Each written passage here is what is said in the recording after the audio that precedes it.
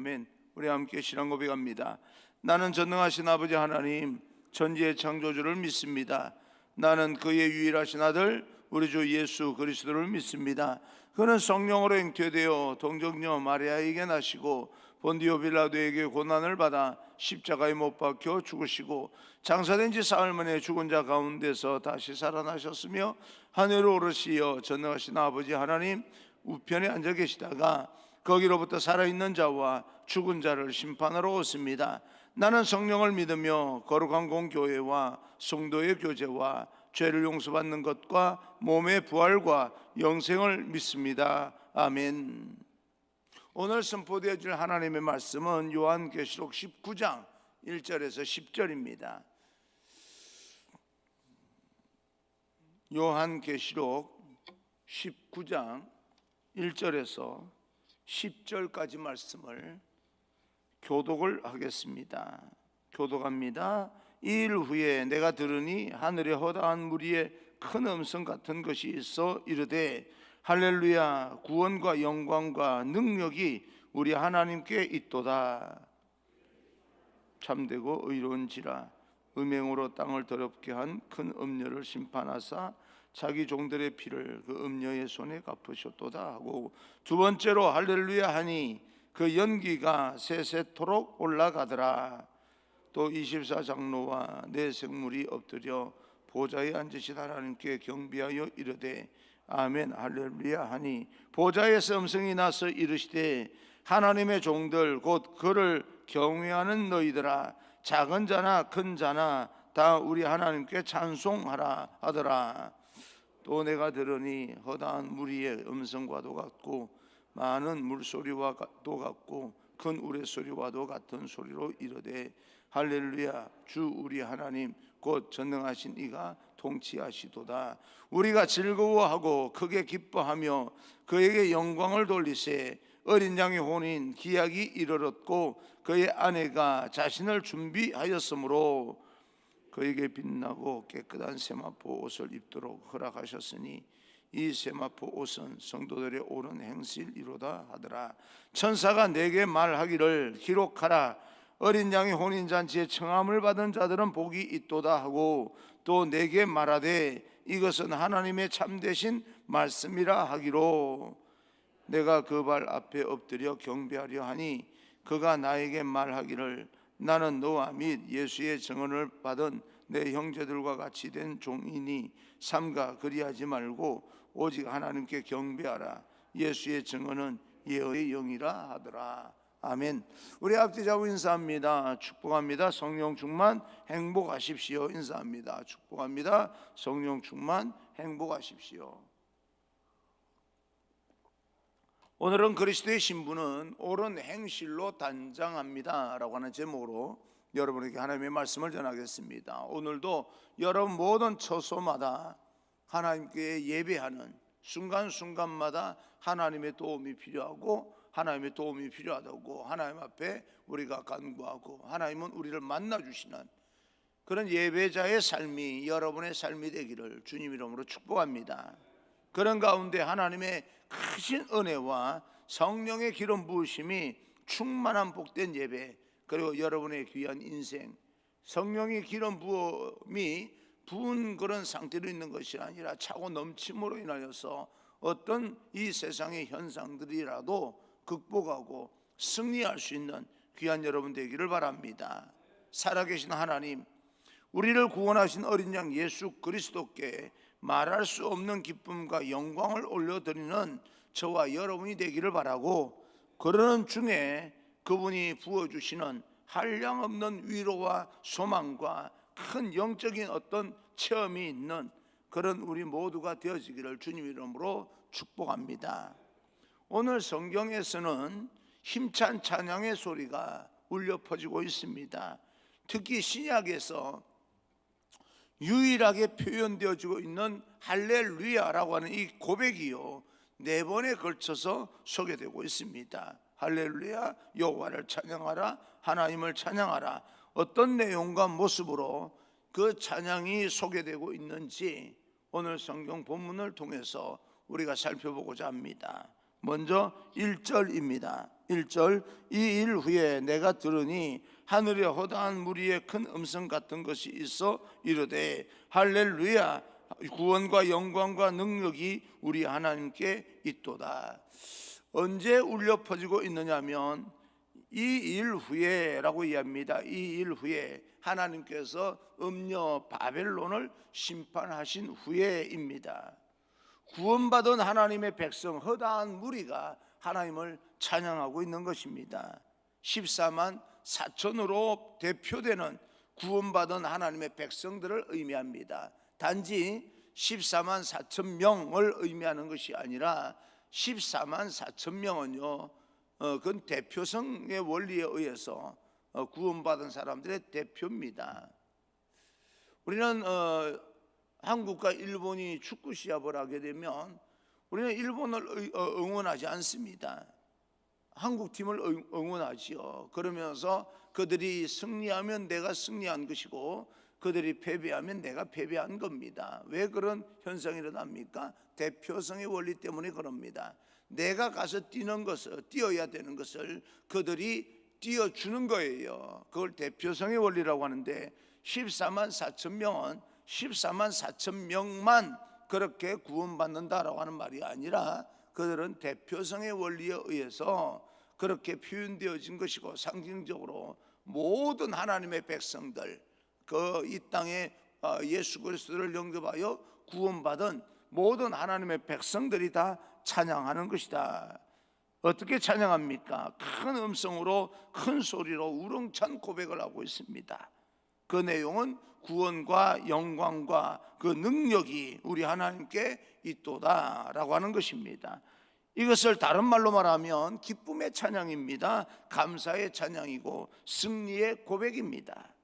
왜 이런 내용으로 찬양하냐면 그것은 구원자 되시고 심판자 되시는 그 하나님 어린 양 예수 그리스도께서 하신 일, 특별히 그분의 심판 때문입니다. 2절입니다. 2절 그의 심판은 참되고 의로운지라 음행으로 땅을 더럽게 한 큰 음녀를 심판하사 자기 종들의 피를 그 음녀의 손에 갚으셨도다 하고, 그의 심판이 참되고 의롭다라고 말하는데 마지막 날 이루어질 심판은 구원의 심판인 동시에 멸망을 선포한 그런 심판입니다. 그러니 한쪽에서는 기쁨과 하나님을 우렁찬 고백의 찬양이 울려 퍼지는 동시에 한쪽에서는 탄식하며 슬피 우는 사람들의 그 울음소리가, 곡하는 소리가 들리게 될 것입니다. 엄청난 사건이 일어나게 되는 겁니다. 최후의 심판, 마지막 심판이 이루어질 때 그 심판에 있어서 가장 중요한 것은 공의로움입니다. 심판의 과정, 심판의 근거가 가장 정확하고 공의로워야 됩니다. 한치의 오차도 있어서는 안 됩니다. 그래서 2절에서 심판은 참되고 의롭다라고 말씀하시는데 살아계신 하나님께서는 그 불꽃 같은 눈동자로 우리의 모든 것을 다 감찰하고 계십니다. 우리의 보이는 것, 보이지 않는 것, 우리의 외적인 모습, 그리고 우리의 숨겨진 내면, 우리의 겉모습과 우리의 중심까지도 하나님께서는 정확하게 들여다보시고 감찰하고 계시는 분입니다. 그래서 감사하기도 하지만 내 마음을 깊이 있는 그 어떤 이 마음들, 정말 힘들고 어려운 마음들, 내가 왜 힘들고 어려운지 하나님께서는 다 아시고 염려하지 마, 두려워하지 마, 내가 너와 함께 할 거야 라고 말씀해 주시는 그 하나님을 생각하면 위로도 되고 힘이 되기도 하지만 내 안에 더러운 죄까지 다 알고 계시기 때문에 다른 면에서는 또 두렵기도 한 그런 심판입니다. 여러분 생각해 보십시오. 세상에서 이루어지는 모든 심판과 판결은 굉장히 판사가 공정하기 위해서 노력을 하지만 완벽하게 공정한 것은 없습니다. 아무리 최선을 다해서 노력한다 할지라도 그 순간에는 가장 공정한 것 같이 느껴진다 할지라도 얼마 지나지 않아서 아차 싶을 때가 너무나 많습니다. 사람은 다 마찬가지예요. 의롭다고 말하지만 절대 객관적이지 아니하고 완벽한 사람은 없습니다. 계속해서 원칙을 강조하지만 뒤돌아서서는 또 불법을 행하는 자가 바로 사람일 수 있습니다. 이처럼 세상의 모든 판결과 심판은 모든 기준은 객관적이지 못하고 공정하지 못한 반면에 하나님의 심판은 정확합니다. 공의롭습니다. 한치의 오차가 없습니다. 시간이 지나고 나서도 아차 싶을 때가 전혀 없습니다. 정확하게 공의롭게 그렇게 심판하시는 그 하나님께서 그런 어떤 공정함 가운데 우리를 구원해 주셨고 자녀 삼아 주신 겁니다. 내 안에 죄로 인하여서 나를 물리치지 아니하고 죄가 있는데도 불구하고 예수 그리스도를 영접했던 그 예수 그리스도 보혈의 피로 말미암아 우리를 구원해 주신 하나님께서는 절대 후회함이 없습니다. 내가 너를 구원하고 후회한 적이 단 한 번도 없어 라고 말씀하시는 분이 바로 하나님이십니다. 그것에 대해서 우리는 찬양하고 있는 겁니다. 찬양은 하나님께서 이루신 일에 대해서 인정하고 칭찬하는 거예요. 하나님 나를 구원하신 것 정말 잘하신 일입니다. 이게 찬양입니다. 하나님께 나를 구원해 주신 거예요. 감사도 되어져야 되지만 하나님께서 나를 구원하신 것이 얼마나 잘한 일입니까? 얼마나 잘 선택한 거예요. 내 입장에서 보게 되면 그 선택이 있었기 때문에 우리는 이렇게 구원을 받고 세상에서 힘들고 어렵고 좌절하고 낙심하고 포기할 만한 일이 있어도 그 하나님을 믿으면서 다시 일어서고 비틀거리면서도 한 걸음 한 걸음 걸어나가는 이유는 하나님께서 우리를 구원해 주셔서 하나님의 자녀 삼아 주신 이유 때문입니다. 하나님 정말 잘한 거죠. 그거 잘했다고 말해드리는 것이 바로 찬양입니다. 어린 양 예수 그리스도께서 저와 여러분을 통해서 우리를 위해서 이루신 일에 감사하고 고백하는 일이고 하나님을 칭찬하는 일입니다. 서서 박수치며 손을 들고 기뻐 뛰며 춤을 추며 그 하나님께 나를 위해서 이루신 그 업적과 위협들을 높여드리는 거예요. 사랑하는 성도 여러분, 그 하나님과 예수님을 위해서 여러분 속에서 우러나오는 그런 찬양이 마음껏 찬양하는 그런 복된 하루가 되기를 주님 이름으로 축복합니다. 마음껏 칭찬하고요, 곡조에 맞춰서 길을 가면서 찬양의 노래를 부르라고 하는 말도 되지만 사실은 그것보다 더 중요한 것은 내 마음 깊은 가운데서 계속해서 읊조리는 거예요. 하나님 나를 구원해 주신 것 정말 잘하신 일입니다. 마음속에 있는 기쁨과 감격과 감사를 그 살아계신 주님 하나님, 자격은 없지만 우리가 이 땅에서 살아가면서 죄가 많은 우리 인생들이 하나님을 찬양할 수 있는 자격이 있다고 감히 말할 수 있는 사람이 누구이겠습니까? 그러나 그 놀라운 구원의 명단에 하나님께서 기록하시고 인쳐주시는 그 하나님을 위해서 힘차게 찬양할 수 있는 그런 복된 하루가 되기를 주님 이름으로 축복합니다. 오늘 성경에서 어린 양의 혼인잔치가 소개되고 있는데요, 어린 양의 혼인잔치는 예수님과 교회와의 신비로운 만남 사건을 상징하고 있습니다. 7절 8절입니다. 7절 8절 우리가 즐거워하고 크게 기뻐하며 그에게 영광을 돌리세 어린 양의 혼인 기약이 이르렀고 그의 아내가 자신을 준비하였으므로 그에게 빛나고 깨끗한 세마포 옷을 입도록 허락하셨으니 이 세마포 옷은 성도들의 옳은 행실이로다 하더라. 어린 양 예수 그리스도께서 우리를 신부로 맞이해 주시겠다 그렇게 말씀합니다. 우리는 연약함이 있고 부끄러움이 있습니다. 숨기고 싶은 과거가 있습니다. 내 안에 죄를 범한 그런 이력이 있습니다. 그럼에도 모든 허물을 다 깨끗하게 제거해 주시고 그 아름다운 혼인의 날 우리를 신부 삼아 주시겠다라고 말씀합니다. 자격 없는 우리가 그분의 신부가 될 수 있는 이유는 단 한 가지입니다. 우리에게 주신 그 빛나고 아름다운 세마포 옷 때문입니다. 신랑이 신부에게 원하는 것은 아무것도 없습니다. 단지 신부가 성결하기를, 깨끗하고 거룩하기를 원하는 겁니다. 신랑 되신 주님께서 모든 교회에게, 모든 성도들에게 원하시는 것은 단 한 가지, 거룩함입니다. 우상 숭배는 그래서 안 됩니다. 하나님만 우리가 집중하자는 이야기입니다. 그분이 기대하고 계시고 또 그분만큼 완벽하게 될 수는 없지만 거룩하게 닮아가기를 원하고 계시는 겁니다.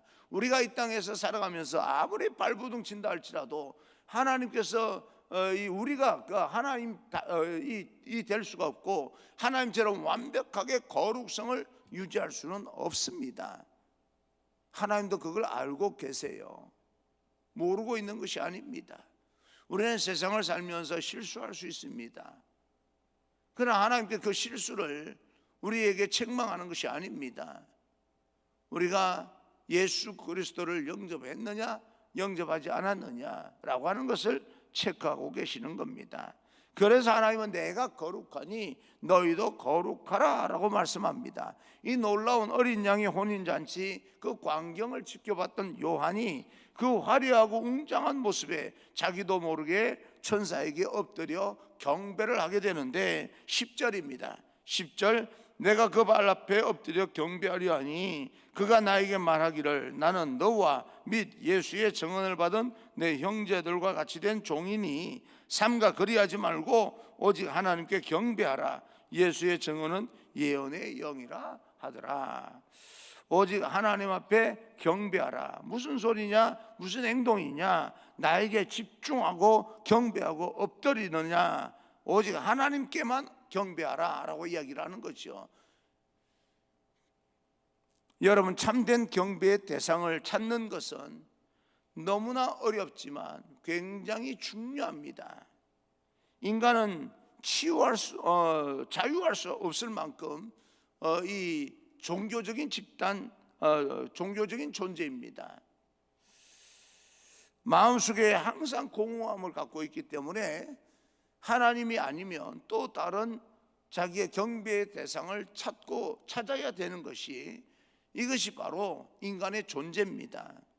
파스칼이라고 하는 사람은 이를 말해서 본질적인 공허함이라고 이야기를 합니다. 우리 안에는 본질적인 공허함이 있습니다. 그 어떤 것으로 채워야 되는 그런 본질적인 빈 공간이 있다, 그 말입니다. 자기가 무신론자이고 신에 대해서 인정하지 않는다 할지라도 항상 내면 깊은 곳에 본질적 그런 어떤 공허함을 해결하지 못하는 그런 존재들입니다. 뭔가로 채워야 되는 거예요. 여러분, 하나님으로 채워야 될 그 공간에 사람은 그래서 하나님의 형상대로 지음을 받았다고 하는데, 하나님의 형상대로 지음을 받았다라고 하는 것은 우리 안에 하나님으로 인하여서 채워야 될 그 공간이 있다는 거예요. 그걸 뭐라고 말합니까? 영적인 존재다, 그렇게 이야기를 합니다. 짐승과는 전혀 다르게 우리는 영적인 존재입니다. 그래서 영적인 존재라고 하는 것은 우리 안에 영과 혼과 육이 있는데, 육으로 채워지고 혼으로 채워지고 정신적으로 다 채워지는데, 이 영적인 공간에는 반드시 하나님으로 채워야 되는데, 하나님으로 채우지 못하면 또 다른 것으로 채우게 되는 겁니다. 그것을 파스칼은 본질적 공허함이라고 이야기를 합니다. 그런 답답함이 있어서 그 공허함을 해결하기 위해서 뭔가를 찾아보지만 대상을 제대로 찾지 못하는 존재가 바로 사람입니다. 그래서 괴로워하는 존재죠. 내가 어떤 경배의 대상으로 어떤 존재를 찾느냐에 따라서 인생의 내용과 방향과 그 가치가 달라집니다. 우리는 살아계신 그 하나님을 경배하며 살아야 할 것입니다. 앞부분에서 찬양에 대해서 말씀했는데, 찬양은 나를 위해서 하신 하나님의 놀라운 일들, 운행하신 위협을 높이고 칭송하는 것이다 라고 말합니다. 그렇다면 경배라고 하는 것은 무엇입니까? 경배는 그분의 존재에 집중하는 것을 말합니다. 우리가 어떤 순서를 정해놓고 이런 과정을 거쳐서 하나님께 예배를 드리고 있지만, 경배라고 하는 것은요 또 다른 의미예요.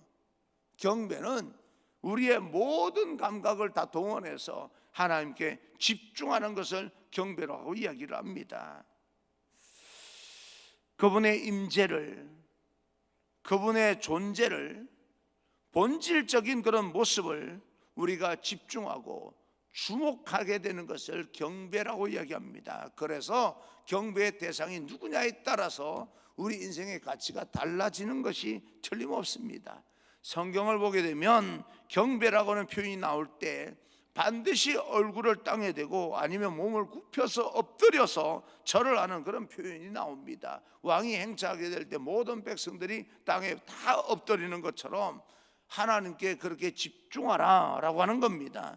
그분의 임재를 느끼는 순간, 그분의 존재 앞에 가까이 다가가는 순간 우리는 그분 앞에 얼굴을 들 수 없게 됩니다. 그저 납작 엎드려서 겸손한 모습으로 그분에게 모든 마음을 모아서 집중하게 되는 거지요. 그것을 우리는 경배라고 이야기를 합니다.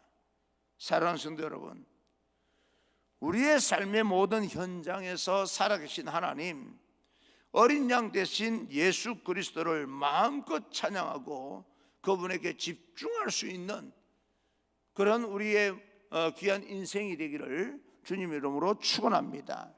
자격이 있어서가 아니라 자격이 없음에도 불구하고 우리를 신부 삼아 주신 그 놀라운 구원의 사건을 마음껏 찬양하고 그분을 경배할 수 있기를 간절히 소망합니다. 그분의 임재에 가까이 다가가시고 그분의 임재를 느끼며 그분 앞에 엎드려 가장 고귀한 고백으로 그분의 놀라우신 능력을 찬양할 수 있기를 간절히 소망합니다. 이런 찬양과 아름다운 경배의 모습들이 예배를 드리는 모든 현장마다 충만하게 임하기를 주님 이름으로 축원합니다. 할렐루야. 오늘 그런 마음으로 여러분 삶의 자리가 오늘 어떤 삶의 자리가 되었든 간에 하나님 앞에 모든 것을 모아서 집중할 수 있는, 그럴 때 하나님께서 여러분의 인생을 돌아보시고 여러분에게 하나님께 영광이 될 수 있는 하늘의 축복을 내려줄 것이고, 그 축복이 우리에게만 머무는 것이 아니라 여러분을 통해서 다른 사람에게도 전달되는 그런 축복의 통로의 삶이 되게 됩니다. 그런 귀한 하루가 되기를 주님 이름으로 축원합니다. 살아계신 하나님, 그 하나님께 우리가 집중하면서 우리가 오늘 도전해 나갈 수 있는, 그리고 모든 현상을 극복하고 반드시 승리할 수 있는 그런 귀한 하나님의 귀한 백성, 거룩한 하나님의 자녀들이 되기를 주님 이름으로 축복합니다. 할렐루야.